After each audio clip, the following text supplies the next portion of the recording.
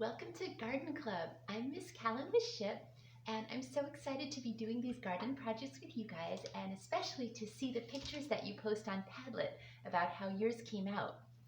So today we're going to start out with growing some scallions or green onions. We're going to plant these scallions, and when you plant scallion roots, they actually grow new scallions. Okay, so I'm going to pick the ones that have some good roots on them. And anything that has pretty much no root I probably won't use. What we're going to do is cut about maybe like an inch off the bottom. And then when we plant these little roots grow and more scallion greens grow up from the top. And they just keep doing that. So after they've grown a bit, you can trim them. You can eat that part, and then they'll grow more scallions again. So this is one of the easiest little veggies that you can grow at home. So get some of your potting soil and put it in your pot. I have a piece of newspaper down on the table here, or you could do this outside, but the newspaper keeps the mess kind of contained, and then you can just throw that out at the end. Let me see, does my potting soil feel a little dry? It is. So before we even plant our scallions, we're going to get our soil a little bit wet. I'm going to take just a little water, pour that in there, just a little bit, and we're going to stir it around with your trowel. So I'm just going to use this garden tool here. Stir this around. We'll get the soil nice and moist, but not too wet. Just add a little water. Now the soil is almost up to the top of the pot, but not quite up. And I'm going to trim all my little scallions about 1 inch. I've got, let's see, 1, this one's good, 2, so I'm going to go with 4 scallions. And now you just poke a little hole with your finger and stick your scallion in with the root side down, of course, and then you're going to let the little top poke up a bit so they look about like that. Now what you can do is take your mister and fill it with some tap water, and then you can just kind of spray the top a little bit, just to kind of make sure they're nice and moist on the top and sort of settled down into the soil. Now we get to label it, so we're going to put a tag in. We're going to write down scallions or green onions, and we're going to write down the date that we planted them, so when we check on it we can see how they're doing. Scallions and the date, and I'm going to stick that right in my little pot. And now we can take our Ziploc bag and we can create a little mini greenhouse for the scallions. This will be good for when they're just getting started, because right now they don't have much root, so they could dry out on the top, and we want to keep them really moist and warm. So what we can do is take our little Ziploc and put it over top.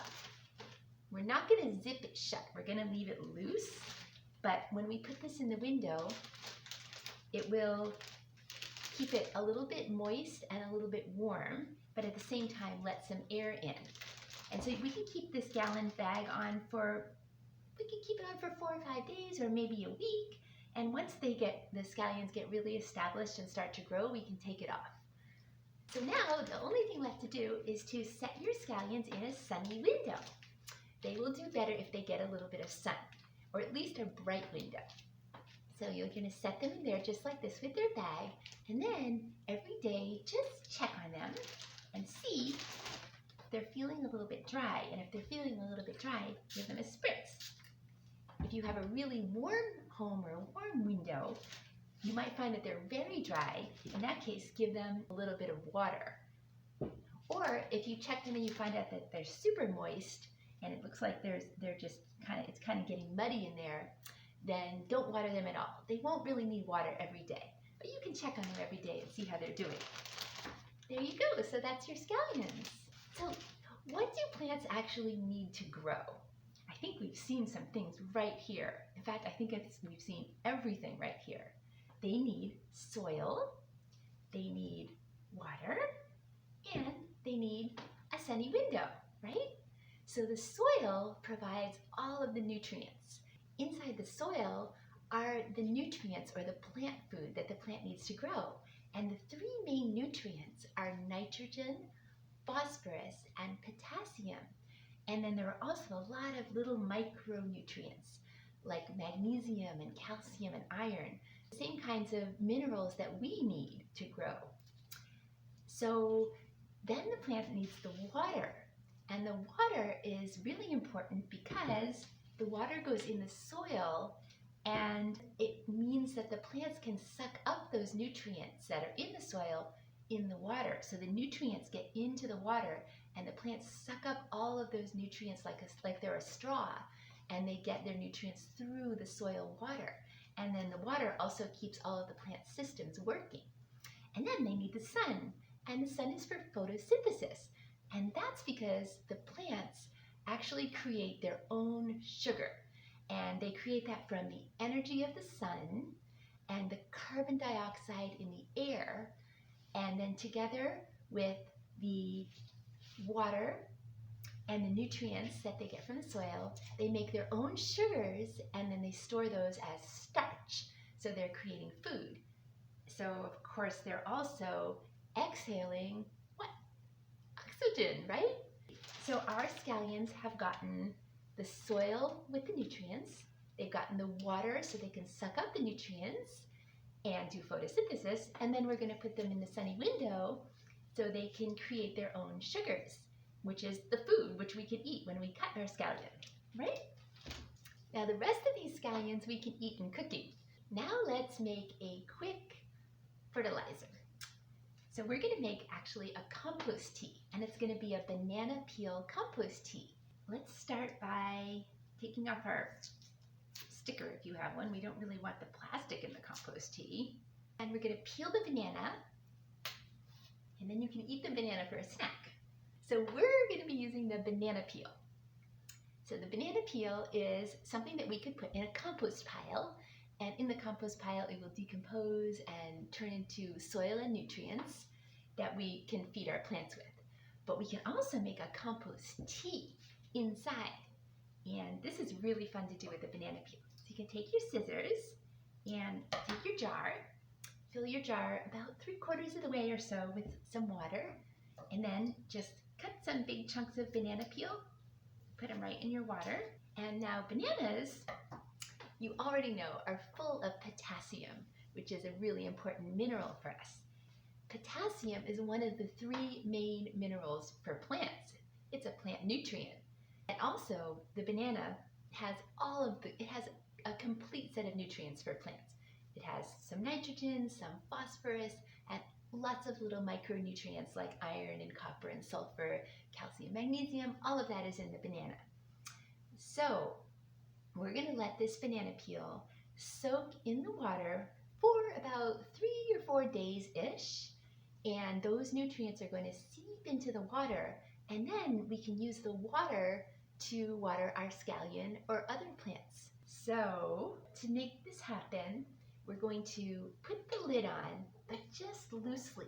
We're not going to tighten it. We're just going to cover it loosely, and that allows a little bit of air to come in, because in this compost tea there also will grow some microorganisms. Those would be like some bacteria and fungi, and those are beneficial microorganisms that are good for the compost tea. And they're going to start to decompose the banana peel a little bit and let even more of those nutrients out into the water. So if we close it completely, those little microorganisms won't be able to breathe. So that's why we're just going to place it loosely on top. And now we're going to label it. So let's take a piece of tape. You could also just write on the lid, and we're going to write compost tea. And let's put the date also. That way we can remember to take it out in about 2, 3, or 4 days. If we leave it too long, it might start to get too smelly for indoors. The label's really important too, so that your whole family knows what this is when they see it. Now this does not have to go in a sunny window. You can just put it on the counter. In about 3 or 4 days, you're going to water your plants with it. And to do that, you just sort of pull out the banana peels with a spoon or strain them out and just use the water. So now, after you finish with your indoor garden club activities, you can run outside for a minute, and we're going to do a quick thing. We're going to grab some outdoor soil and we're going to compare it to our potting soil. Put it on top of a piece of white paper so you can see it. So I went outside and I grabbed this outdoor soil. I'm going to put a little bit here, just need a teeny bit. And then we're going to take a look at our potting soil here. And everybody's outdoor soil will look different. It will look different too if it's dry instead of wet. This is pretty wet. And you can just kind of take a look at those two different soils and see what you observe. What's different about them and what's the same about them? I wonder if you'll find any worms outside. It's kind of cold. All right. I'm very excited for you to post the pictures of your little projects on Padlet so I can see how much fun you're having. And in your Padlet comments, you can put a few observations about your different projects and share your ideas. So great. So I'll see you next time. Next time we'll have to see if our scallions have started to sprout a little bit or not. Have a great week. Bye.